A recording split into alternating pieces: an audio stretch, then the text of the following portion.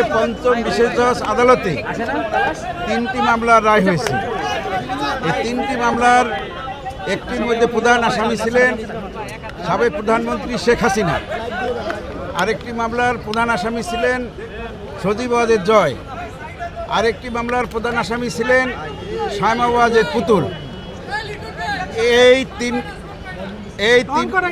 এই 3টি মামলায় মাননীয় বিশেষ জজ 5 আদালত বিভিন্ন মেয়াদে বিভিন্ন আসামিদেরকে সাজা প্রদান করেছেন।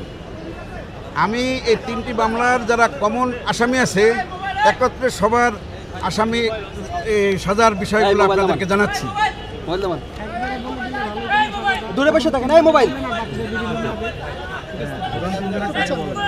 যে মামলায় শেখ হাসিনা প্রধান আসামি এবং উনি এই 3টি মামলাই আসামি হিসাবে আছেন, ওনার সাজা হচ্ছে 7 বছর করে 3 সাতা 21 বছর এবং ওনার জরিমানা হচ্ছে 3 লক্ষ টাকা, 1 লক্ষ টাকা করে 3 লক্ষ টাকা, অনাদায়ে 18 মাস বিনাশ্রম কারাদণ্ড 6 করে। শায়মা ওয়াজেদ পুতুল যে মামলার প্রধান আসামি তার সাজা হচ্ছে 5 বছর, উনি একটি মামলারই আসামি, তাই ওনার সাজার মেয়াদ 5 বছরে। সজীব আহমেদ জয় উনি যেই মামলার প্রধান আসামি ওই মামলার ওনার সাজার মেয়াদ 5 বছর এবং 1 লক্ষ টাকা জরিমানা। এইভাবে সকল এখানে 21 জন আসামি 3টি মামলায় 21 জন আসামির বিভিন্ন মেয়াদে সাজা হয়েছে। যারা এই 3টি মামলায় কমন আসামি আছেন তাদের সাজা ওইভাবেই ক্রমান্বয়ে, যার প্রথম মামলায় সাজা যদি 3 বছর হয়ে থাকে পরবর্তী 2 মামলা 3 বছর ধারাবাহিকভাবে খাটবে, একত্রে না, ক্রমান্বয়ে আলাদা আলাদা সাজার। পর্যবেক্ষণে আদালত কি বলেছে, কেন এই সাজা হলো, কোন গ্রাউন্ডে বলেছেন এবং এই সকল পর্যবেক্ষণ বাস্তবায়নের জন্য কোনো নির্দেশনা দিয়েছেন কিনা? আদালত তার রায়ের মধ্যে সংক্ষিপ্ত একটি পর্যবেক্ষণ প্রদান করেছেন। সেই পর্যবেক্ষণে উনি উল্লেখ করেছেন যে একজন দেশের প্রধানমন্ত্রী যে তথ্য গোপন করতে পারে, মিথ্যা হলফনামা দিতে পারে, এটা তার কাছে বিশ্বাসযোগ্য হয় নাই। সে অবাক হয়ে গেছে যে একটা দেশের প্রধানমন্ত্রী কিভাবে 4 বারের প্রধানমন্ত্রী উনি কিভাবে মিথ্যা হলফনামা এবং তথ্য গোপন করে, জনগণের সম্পদ উনি মিথ্যাভাবে নিয়েছেন। এই মোবাইল রাজুক এবং গণপূর্ত মন্ত্রণালয়ের বিষয়েও কিছু অবজারভেশন দিয়েছে তাদের আইন পরিবর্তনের জন্য এবং তাদের যে এক্সিস্টিং কিছু আইন আছে ওটা পরিবর্তন এবং আরও কিছু নতুন আইন অ্যাডপ্ট করার জন্য কিছু পর্যবেক্ষণ দিয়েছে।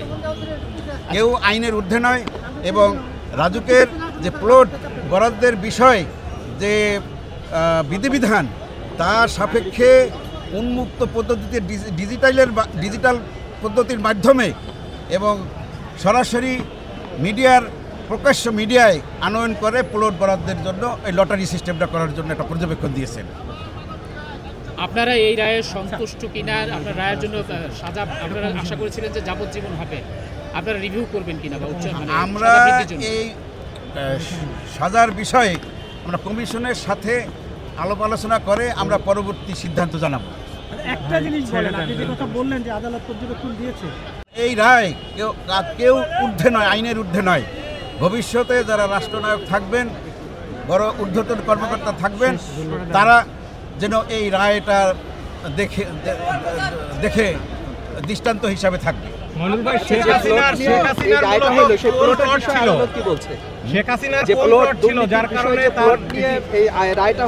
সেই প্লটের বিষয়ে আদালত কি বলছে? সেই প্লটে সেটাই তো দুর্নীতির মাধ্যমে সে গ্রহণ করেছে এবং তথ্য গ্রহণ করে। সেই বিষয়টাই মূলত কোন কারণে আমরা একটু যে জয়ের যিনি আইনজীবী আছে তার সঙ্গে একটু কথা বলি। এই রায়ে কি আপনারা সন্তুষ্ট কিনা? আমরা তো বলেছি এই রায় আমরা আমাদের প্রত্যাশিত অনুসারে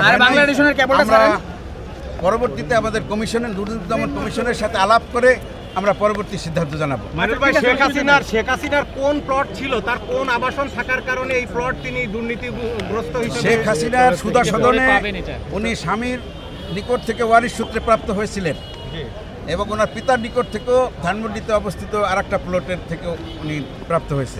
আমরা একটু জয়ের যিনি আইনজীবী একেবারে পক্ষে প্রসিকিউশন অর্থাৎ আইনজীবী হিসাবে এই মামলায় কাজ করেছি। সেক্ষেত্রে দুদক হলো এই মামলার একটি পক্ষ, আর আসামি পক্ষ যারা রয়েছেন সেটা তো জানেনি। সেক্ষেত্রে রায় সম্পর্কে আমরা কমিশনকে, দুর্নীতি দমন কমিশনকে অবহিত করব। সে রায়ে দুর্নীতি দমন কমিশন সন্তুষ্ট কি সংক্ষুব্ধ সিদ্ধান্ত ওনারা নেবেন এবং সেটার উপর বেসিস করে পরবর্তীতে এই রায়ের বিরুদ্ধে ওনারা দুদক কমিশন উচ্চ আদালতে যাবেন কি না সেটা শুধুমাত্র সিদ্ধান্ত নেওয়ার একমাত্র ক্ষমতা হয়েছে দুর্নীতি দমন কমিশনের। সেক্ষেত্রে পাবলিক প্রসিকিউটর হিসাবে এটা সিদ্ধান্ত আমাদের নেওয়ার কোনো সুযোগ নেই বা আপনাদেরকেও জানানোর কোনো সুযোগ নেই। আচ্ছা রুমি ভাই, দেখেন, এক্স্যাক্ট অবজারভেশনে যতটুকু আমি এখন রিকল করতে পারছি সেটা হলো উনি প্রায় যেভাবে হোক না কেন 4 বারের প্রধানমন্ত্রী ছিলেন শেখ হাসিনা। সেক্ষেত্রে আবার উনি যিনি আপনার আজকে স্পেসিফিক মামলা যিনি সজীব আহমেদ ওয়াজেদ জয়, তিনি প্রধানমন্ত্রীর উপদেষ্টা হিসেবেও ছিলেন।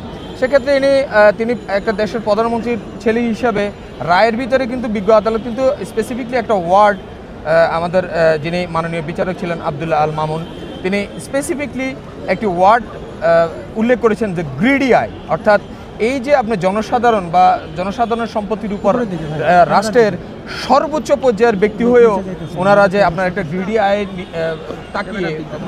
তাকিয়ে যে আপনারা যে এটা যে আত্মসাৎ করার জন্য বা অবৈধ উপায়ে দুর্নীতির মাধ্যমে ওনারা এটা গ্রহণ করার চেষ্টা করেছেন, সেটাকে উনি অত্যন্ত আশ্চর্য হয়েছেন এবং এটাকে ডিসকারেজ করেছেন এবং ভবিষ্যতে যারা রাষ্ট্র পরিচালনায় থাকবেন অথবা যারা সরকারি কর্মকর্তা রয়েছেন অথবা এই ধরনের সুযোগ নেওয়ার যাদের আসলে সুযোগ রয়েছে তাদেরকে তাদের জন্য এই রায়টা দৃষ্টান্ত হিসাবে আপনার রেখেছে।